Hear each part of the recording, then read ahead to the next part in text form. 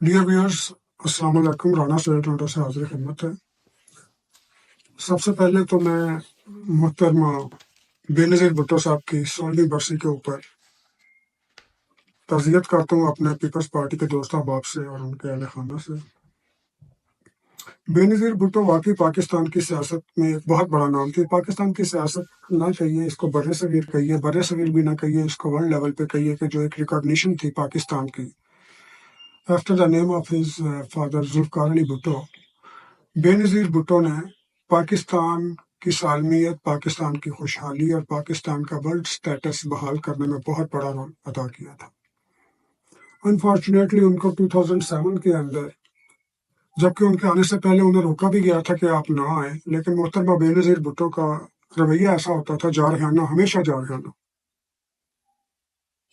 तो वो नहीं रुकी, उन्होंने कहा जी मैं अपने लोगों में जाऊंगी, और वो आई और वो हमेशा के लिए अपने लोगों में से चले गई और हमेशा के लिए जिंदा जावेद हो गई।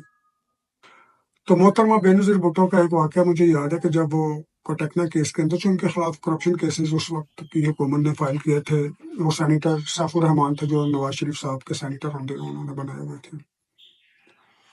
तो मलिक क़य्यूम के पास वो पेश हुई, तो इससे पहले कि प्रोसीडिंग शुरू होती हैं वो मेरे जहन में आ गया ऐसे वाक़या तो बहुत से उनसे वाबस्ता, क्योंकि लाहौर हाई कोर्ट में तकरीबन हफ्ते में 2 पेशियाँ उनकी हुआ करती थी। कभी पिंडी, कभी कराची, कभी लाहौर। लाहौर में 2 हो जाती थी हफ्ते में, और हर पेशी के ऊपर मुलाकात होती थी उनसे, क्योंकि मैं कोर्ट रिपोर्टर था। तो उनसे टॉक भी होती थी, गुफ्तगू भी करते थे, दूसरे मसाइल पे भी बात करते थे, और काफ़ी शनासाई हो गई थी उनके साथ। तो जब वो पहली बार वहाँ पर मलिक क़य्यूम की अदालत में पेश हुई, तो सब लोग बैठे हुए थे, तो वो अपनी सीट से उठी, जैसे ही कोर्ट लगी आके वो रोस्ट्रम पर आई, और रोस्ट्रम पर आकर उन्होंने मलिक क़य्यूम से कहा, पहले उर्दू में बोला, फिर इंग्लिश में बोला।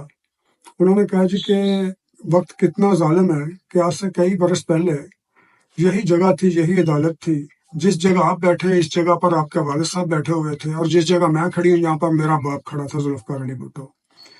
मेरा बाप आपसे इंसाफ लेने के लिए आया था और आपके बाप ने उसको इंसाफ नहीं दिया था। लेकिन मैं तवक्को करती हूँ कि आज तारीख अपने आप को दोहराएगी नहीं, और आज आप भुट्टो की बेटी को जस्टिस अकरम का बेटा इंसाफ देगा। तो ये बात करना थी, तो पूरी कोर्ट के अंदर जनाब अली क्लैपिंग शुरू, जिस तरह क्लैपिंग करनी होती है उस तरह से तो नहीं हुई, लेकिन आवाजें आना शुरू हुई। तो जज साहब ने कहा कि प्लीज कोर्ट के डेकोरम का ख्याल रखिए।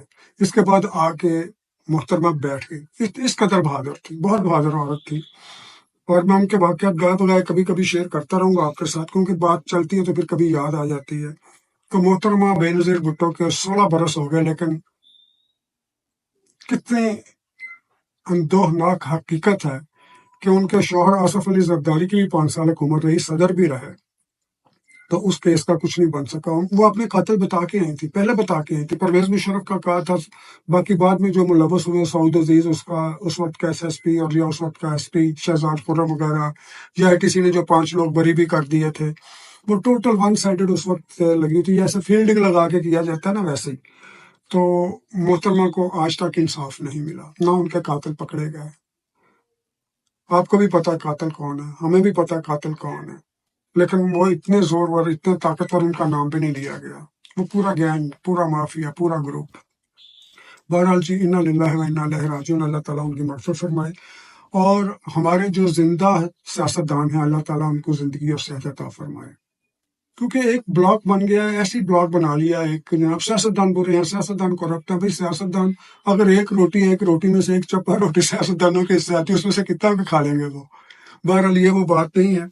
अच्छा जी, अब मैं दूसरी बात ये करना चाह रहा हूँ कि अब मोहतरमा बेनज़ीर भुट्टो का बेटा बिलावल भुट्टो NA 127 लाहौर से वफाकी कॉलोनी वगैरह और पिंडी राजपूता वगैरह, और क्या मॉडल टाउन की जो एक्सटेंशन है वो, और जितने भी पिंड हैं छोटे छोटे वो लगते हैं, यानी कि गरीब गुरबा का एरिया जो है ना जी, वो उन्होंने सिलेक्ट किया है बिलावल भुट्टो ने कि मैं वहाँ से इलेक्शन लड़ूंगा। और यहाँ पर पहले परवेज मलिक साहब जो हैं PMLN के, तो उनकी जो अहलिया है वो तो वफात पा गए हैं। परवेज मलिक की जो बेवा है शाइस्ता मलिक, वो यहाँ से MLA थी, और अब बिलावल भुट्टो वहाँ पर इलेक्शन के लिए गए हैं। और सुना है कि फजा बड़ी खुशगवार है, सारे लोग ही वेलकम कर रहे हैं। पीपल्स पार्टी तो करेगी करेगी, बाकी लोग भी कर रहे हैं। کیونکہ بےنظیر بھٹو کی زندگی میں تو سب کو ہو سکتا ہے ان سے اختلاف ہو، مسلم لیگ نون کو بھی، دوسری پارٹیوں کو بھی. ان کے مرنے کے بعد ان کی لیڈرشپ کے جو جوہر اجاگر ہوئے ہیں نا، لوگوں کی سمجھ میں آئے کہ وہ تو کیا ہیرا خاتون تھی جو ہم نے ضائع کر دی ہیں، اپنی نفرتوں کی بھیڑ چڑھا دی ہیں. تو یہ لوگوں نے بعد میں ریئلائز کیا.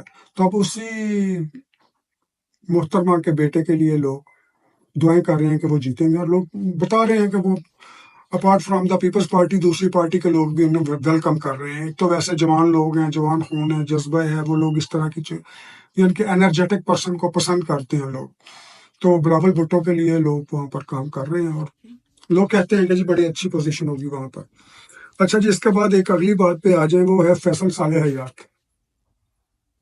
جو فیصل صالح حیات ہے، یہ بیسیکلی پیپلز پارٹی کے اور ان کے بھانجے ہیں خالد کھرل صاحب کے. تو یہ کسی نہ کسی وقت کسی نہ کسی سے ناراضی رہتے ہیں، کیونکہ ان کے آپس میں رشتہ داریاں بھی ہیں، اور وہاں پر آپس میں ٹسل بھی ہے، خاندانی بھی ہے، اور وہ گدی کے حساب سے بھی ہے.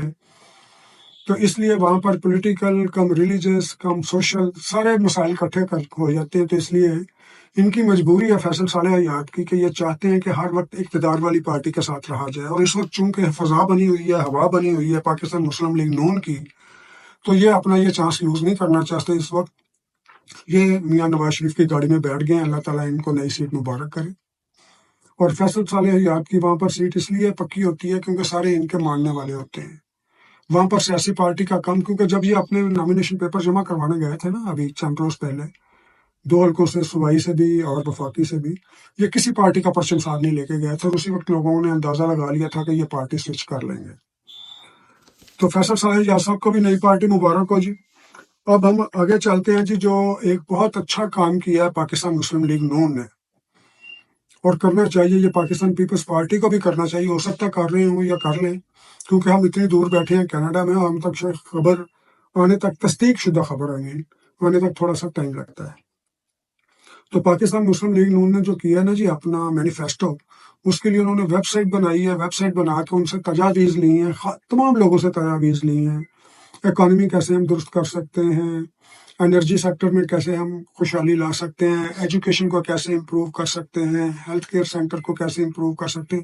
خرچے کے جو 35-36 ہمارے جو ہے نا جی، یہ جتنے بھی محکمے اچھے اور لوگوں کی سماجی خدمات کے لیے پیش جو بہت ضروری ہیں، لوگوں کی بنیادی ضروریات میں سے شامل ہیں، اس کے لیے انہوں نے ایک ویب سائٹ تشکیل دی ہے. گرچہ کہ یہ کام بہت پہلے کر لینا چاہیے تھا، لیکن اب بھی کیا ہے تو بڑا درست کام کیا ہے، تاکہ لوگ اپنے اپنے پرپوزلز دیں. کیونکہ گھر بیٹھے ہم سب لوگ کہہ رہے ہوتے ہیں جی اس طرح کر لینا چاہیے، اس طرح کر لینا چاہیے. اب انہوں نے ایک پورٹل بنا دیا، انہوں نے کہا جی یہاں پر اپنی تجاویز آپ بھیجیں. اور میں بھی آپ سے یہی درخواست کروں گا کہ پاکستانی بن کر تجاویز بھیجیں، کسی پارٹی کا کارکن بن کے نہیں بھیجنا، یا ان تجاویز کو ڈسکریج کسی دوسری پارٹی کا کارکن بن کے نہیں کرنا. آپ نے یہ دیکھنا ہے کہ میں نے اپنے ملک کے لیے، اپنے بچوں کے لیے، یہاں پہ میرے بھتیجے بانجے بانجیاں وہاں پر پاکستان میں ہیں، تو ان کی فلاح و بہبود کے لیے ہمیں کیا کیا سٹیپس اپنانے چاہیے، کیا کیا اقدامات اٹھانے چاہیے. تو وہ پرپوزل آپ ان کو بھیجنی چاہیے، تاکہ ہمارا ملک ترقی کرے. اور جس شکنجے میں جکڑا ہوا ہے نا جی، ایک پلاننگ کے ساتھ پاکستان کو برباد کیا گیا ہے. یہ آپ بھی سب جانتے ہیں کون کر رہا ہے، کیسے کر رہا ہے. تو اس کے لیے بہرحال جی داد کے مستحق ہیں جی پاکستان مسلم لیگ نون والے، اور یہی تمام پارٹیوں کو بھی اس طرح کرنا چاہیے، تاکہ کولیکٹیو وزڈم جب آتا ہے نا تو اس کے ساتھ بہت سارے مسائل حل ہو جاتے ہیں. تو آپ بھی اس کولیکٹیو وزڈم یا کولیکٹیو تھاٹ، یا اس کو کہتے ہیں تھنک ٹینک، انہوں نے تھنک ٹینک پوری دنیا میں پھیلا دیا کہ آئیں آپ ہمیں بتائیں، آپ سب ہمارا تھنک ٹینک ہے، آپ ہمیں پرپوزلز دیں، ہم ان پہ عمل کریں گے. اس کو صرف الیکشن کا منشور تک نہ رکھیں. الیکشن کا منشور جس جگہ ہم بیٹھے ہوئے ہیں نا، یہاں پر جو منشور دیا جاتا ہے، ایجنڈا دیا جاتا ہے، پولیٹیکل مینیفیسٹو دیا جاتا ہے، کوئی بھی پارٹی اگر دیتی وہ پورا نہیں کرتی تو اگلا الیکشن نہیں جیتتی وہ پارٹی، کیونکہ لوگ اس کو تانا دیتے ہیں جو آپ نے مینیفیسٹو دیا تھا آپ نے وہ پورا نہیں کیا. تو اس لیے یہاں پر کینیڈا، امریکہ جیسے ممالک میں مینیفیسٹو پورا کرنا پڑتا ہے آپ کو. تو کاش پاکستان میں بھی یہ ٹرینڈ شروع تو ہوا ہے، جو مینیفیسٹو یہ دیتے ہیں اگر وہ پورا نہیں کرتے تو کل کو آپ حق بجانے میں کہ منہ پہ کہیں چونکہ آپ نے مینیفیسٹو پورا نہیں کیا تھا اس لیے ہم آپ کو ووٹ نہیں دے رہے. چلیے یہ بات ہوگی. اب اگلی بات ہے جی ہمارے باغی بابا صاحب کی. باغی ہمارے جاوید ہاشمی صاحب، آلویز اسٹینڈ باغی. ہم انہیں بہت عزت و احترام کرتے ہیں ان کا، اور ہونا بھی چاہیے اس طرح کے آدمی کو. انہوں نے اپنی سپورٹ کا اعلان کر دیا جناب عمران خان صاحب کے لیے. انہوں نے کہا جی عمران خان کے ساتھ زیادتی ہو رہی ہے، ایک پالیٹیشین دوسرے پالیٹیشین کے ساتھ اگر کرتا ہے، پولیٹیکل دو پیچ کھیلتا ہے، تو وہ مجھے وارے میں ہے۔ اگر اسٹیبلشمنٹ کا ساتھ لے کر کسی کے ہاتھ باندھے جاتے ہیں، جکڑے جاتے ہیں، تو میں اسٹیبلشمنٹ کے خلاف ہوں، اور میں اس آدمی کے ساتھ ہوں جو مظلوم ہے۔ تو ان کی نظر میں اس وقت عمران خان مظلوم ہے، اسٹیبلشمنٹ ان کے ساتھ زیادتی کر رہی ہے، اور بہت سے لوگوں کا خیال ہے کہ اسٹیبلشمنٹ لیول پلینگ فیلڈ نہیں دے رہی۔ تو جاوید ہاشمی صاحب نے ایک بار پھر اپنا باغیانہ نعرہ بلند کر دیا ہے۔ تو good luck for Javed Hashmi, اور ہم چاہیں گے کہ وہ اپنے ملتان والے حلقے سے NA 149 سے جیت کر اسمبلی میں آئیں، تاکہ اسمبلی کے اندر بھی اگر کوئی اسٹیبلشمنٹ یا پرو اسٹیبلشمنٹ یا اینٹی جمہوریت یا اینٹی ڈیموکریسی یا اینٹی پیپل کوئی بات کرتا ہے، تو جاوید ہاشمی جیسے لوگ وہاں پر موجود ہونے ضروری ہیں۔ اس کے ساتھ ہی مجھے اجازت دیجیے، بہت شکریہ، اللہ حافظ۔